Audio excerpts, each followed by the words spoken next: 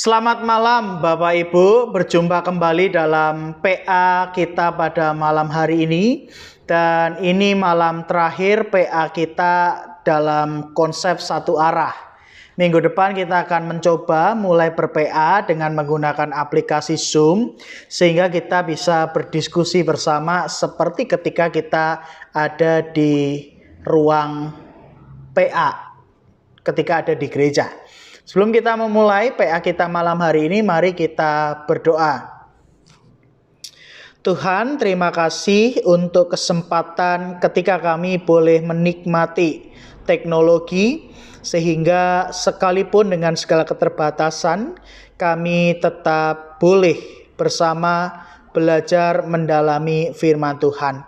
Berkati supaya kami bersama boleh terbuka dan mengarahkan hati pikiran kami untuk merespon firman Tuhan. Demi Yesus Kristus, kami berdoa dan memohon. Amin.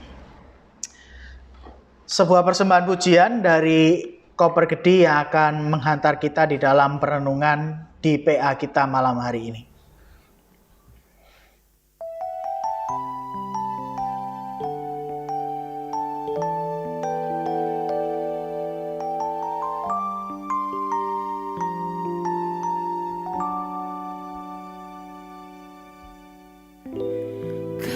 Bapa yang setia, tak pernah sedetik kau tinggalkan diriku.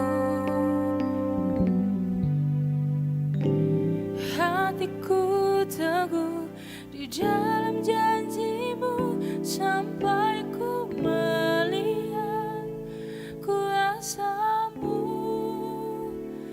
karyamu sempurna, ajaib dan mulia, penyertaanmu buktikan kasihmu kepadaku.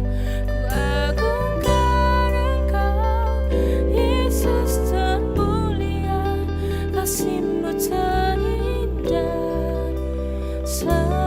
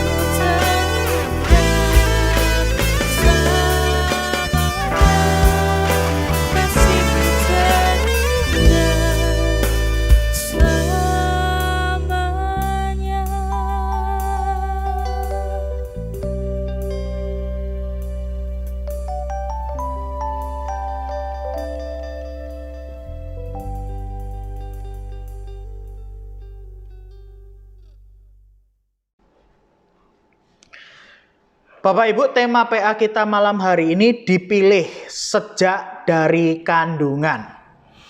Kita buka bersama Yesaya pasal 49 ayat 1 sampai yang ke-7. Yesaya 49 ayat 1 sampai yang ke-7.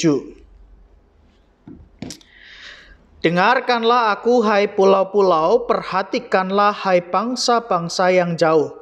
Tuhan telah memanggil aku sejak dari kandungan, telah menyebut namaku sejak dari perut ibuku.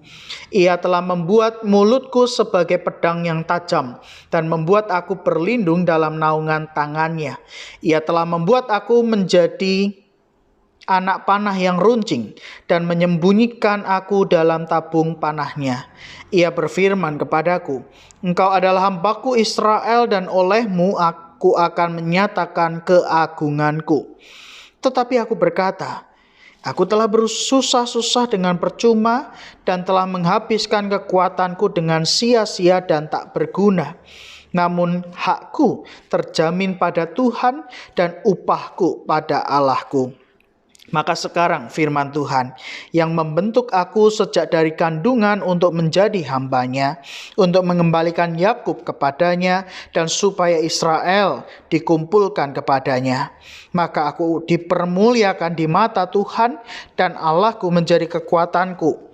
Firman-Nya, terlalu sedikit bagimu hanya untuk menjadi hambaku, untuk menegakkan suku-suku Yakub, dan untuk mengembalikan orang-orang Israel yang masih terpelihara.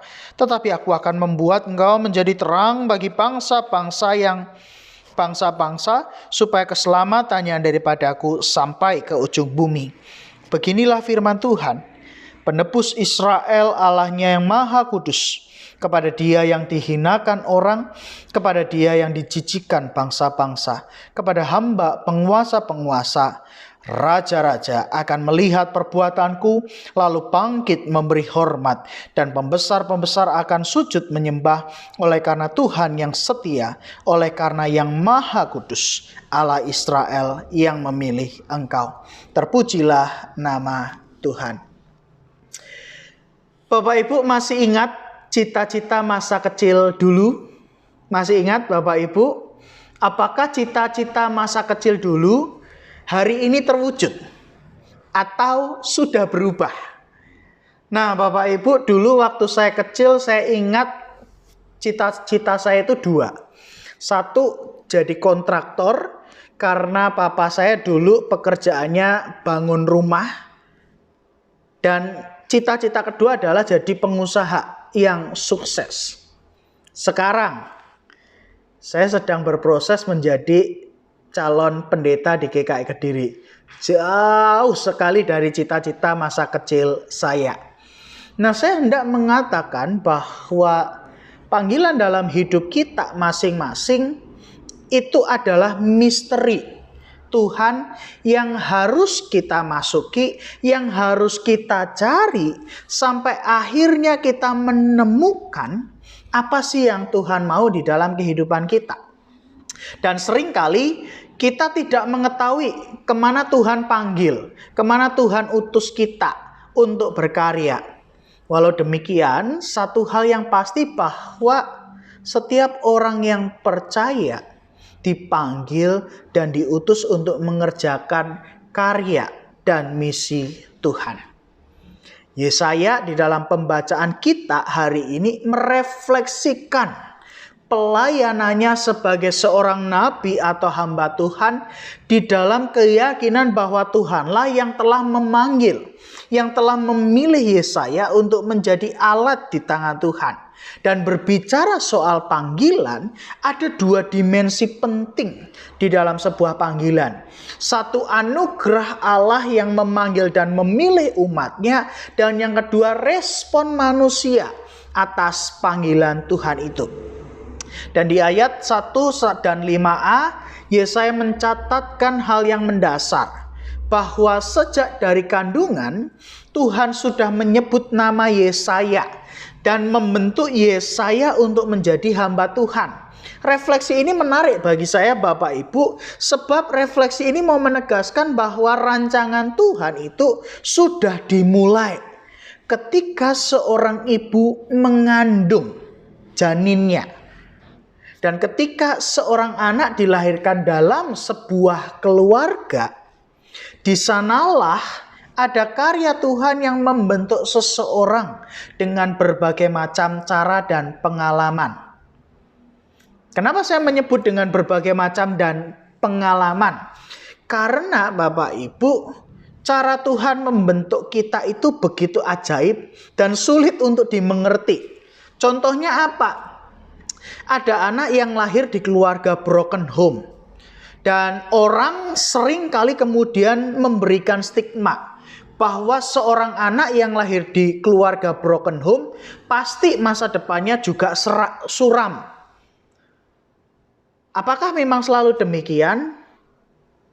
Tidak selalu demikian.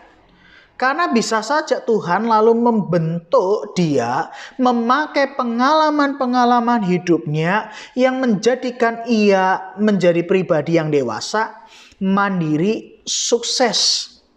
Sebaliknya mungkin ada anak yang lahir di keluarga yang baik-baik saja, tapi kemudian ia bertumbuh dengan brutal, tidak terarah. Karena apa? Ia tidak menggunakan anugerah Tuhan itu dengan baik. Nah, mengapa bisa terjadi demikian? Bapak Ibu, rencana Tuhan dalam hidup setiap orang itu pasti rancangan yang terbaik. Tuhan tidak pernah merancangkan sesuatu dengan buruk atau rancangan kecelakaan. Tapi tidak semua orang bersedia merespon, bersedia menyambut anugerah Tuhan itu dengan menjalani hidup yang bertanggung jawab dan bijaksana. Saya ulangi sekali lagi, rancangan Tuhan itu bukan rancangan kecelakaan. Rancangan Tuhan itu pasti rancangan yang terbaik. Tapi tidak semua orang bersedia merespon, menyambut anugerah Tuhan itu dengan menjalani hidup yang bertanggung jawab dan bijaksana. Itulah mengapa saya katakan tadi bahwa di dalam sebuah panggilan Tuhan ada dua dimensi penting. Anugerah Tuhan itu diberikan dan respon manusia menyambut anugerah tersebut. Dan penghayatan inilah yang dimiliki oleh Yesaya ketika ia bersedia merespon panggilan Tuhan dan melaksanakan tugas perutusan sebagai seorang nabi bagi umat Israel yang tengah ada di dalam masa pembuangan di Babel. Dan menjadi seorang nabi di zaman itu bukan hal yang mudah Bapak Ibu, karena ada banyak tantangan yang harus dihadapi oleh Yesaya.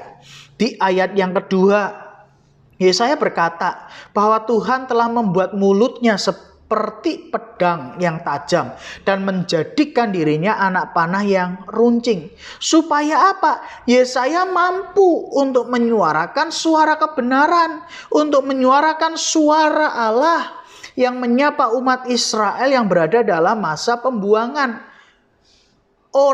Walaupun Yesaya dibentuk oleh Tuhan seperti pedang yang tajam atau anak panah yang runcing, kenyataannya kalau Bapak Ibu membaca di ayat yang keempat ketika Yesaya berkata, "Aku telah bersusah-susah dengan percuma dan telah menghabiskan kekuatanku dan sia-sia dan tak berguna." Yesaya mengungkapkan bahwa apa yang dilakukannya nampak sia-sia karena ternyata umat Israel tidak mengalami perubahan ke arah yang baik. Tapi Bapak Ibu, itulah tugas yang dipercayakan Tuhan kepada Yesaya untuk menyuarakan suara kenabian kepada umat Israel. Dan ada 3 misi utama yang dibawa oleh Yesaya dalam tugas perutusannya. Misi pertama yaitu menyatakan keagungan Tuhan. Ada di ayat yang ketiga. Umat Israel, Bapak Ibu, kala itu sedang dalam masa pembuangan. Dan mau tidak mau mereka mengalami krisis iman. Aku umat pilihan Allah, loh kok mengalami pembuangan. Dan penderitaan inilah yang kemudian membuat umat menjadi ragu terhadap kuasa Tuhan dan mulai berpaling mengandalkan kekuatan bangsa lain. Bukannya mengharapkan pertolongan Tuhan, tapi mereka mengharapkan supaya ditolong oleh bangsa lain. Oleh karena itu Yesaya diutus untuk menyatakan keagungan Tuhan.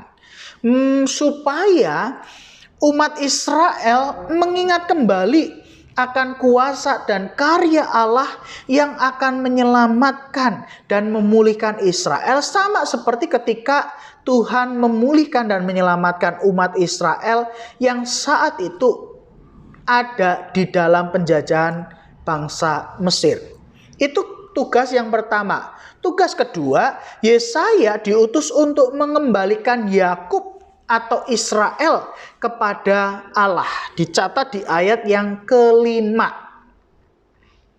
Ternyata selain memberikan penghiburan kepada umat Israel, Yesaya juga diutus untuk mengingatkan umat Israel akan keberdosaan mereka, supaya mereka meninggalkan jalan mereka yang serong dan kemudian bertobat.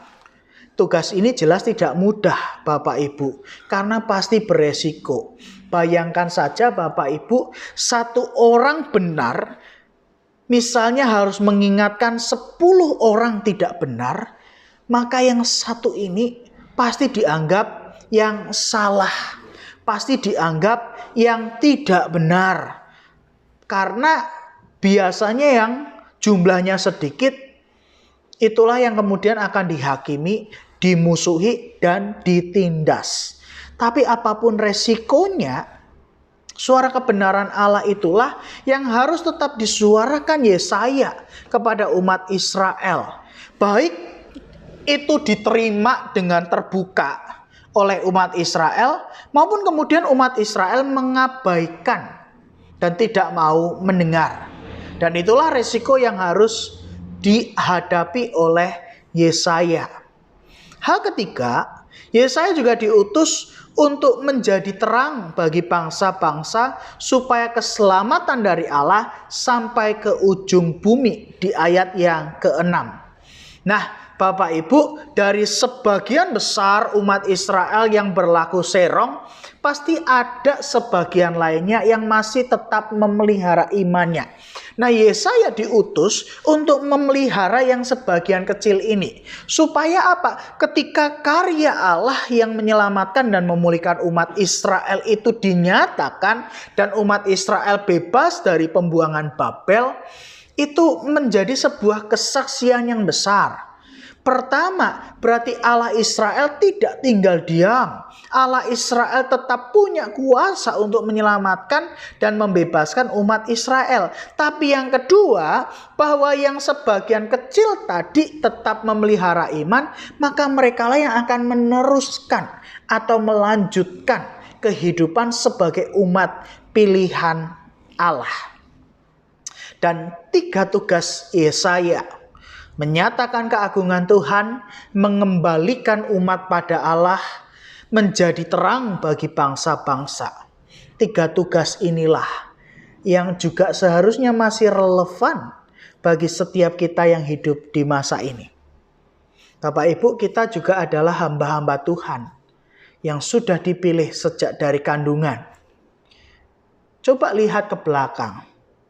Coba ingat proses demi proses, pengalaman demi pengalaman yang sudah kita lalui sampai hari ini. Bukankah setiap pengalaman itulah yang telah membentuk kita dan menjadikan kita seperti kita hari ini? Bahwa siapa kita hari ini itu tergantung bagaimana pengalaman yang sudah kita lewati di belakang dan bagaimana kita merefleksikan karya Tuhan di dalam setiap pengalaman yang sudah kita lalui. Dan yang paling penting Bapak Ibu, dari setiap pengalaman hidup yang sudah kita lalui, itulah yang membentuk kita hari ini. Untuk apa? Menjadi alat di tangan Tuhan. Dan yang paling penting, apapun profesi dan peran yang kita jalani hari ini, mau itu profesi sebagai dokter, sebagai pengusaha, sebagai karyawan, sebagai pegawai negeri sipil, sebagai pendeta, sebagai orang buruh, sebagai buruh, profesi apapun itu. Dan peran kita masing-masing, baik sebagai orang tua, sebagai pelayan Tuhan, sebagai ketua RT, RW, lurah, camat, profesi, dan peran apapun yang hari ini sedang kita jalani dan kerjakan. Ingatlah bahwa di dalam peran dan profesi kita dipilih dan ditetapkan oleh Tuhan sejak dari kandungan untuk kita menjadi alat yang melakukan karya dan misi Allah bagi dunia ini. Dan melalui kehidupan kita, biarlah keagungan Allah diberitakan. Orang-orang di sekitar kita mengalami pemulihan dan pertobatan, serta semakin banyak orang mengenal karya kasih dan penyelamatan Allah.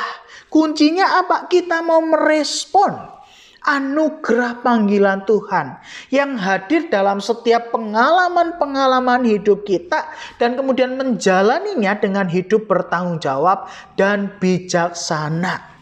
Maka kalau hari ini kita menikmati apa yang kita jalani, kalau hari ini kita menjalani apapun profesi dan peran kita, maka jalanilah itu dan hayatilah itu sebagai panggilan Tuhan yang dipercayakan kepada setiap kita.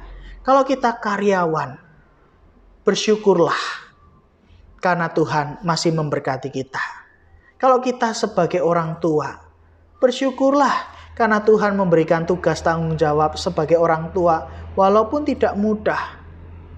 Kalau hari ini kita sebagai pengusaha, dokter, buruh, dan lain sebagainya, syukurilah karena itu panggilan Tuhan bagi kita untuk menyatakan kemuliaan Tuhan. Dan hari-hari ini Bapak Ibu, tentu anak-anak sekolah sedang bergumul untuk mencari sekolah yang diinginkan atau diharapkan.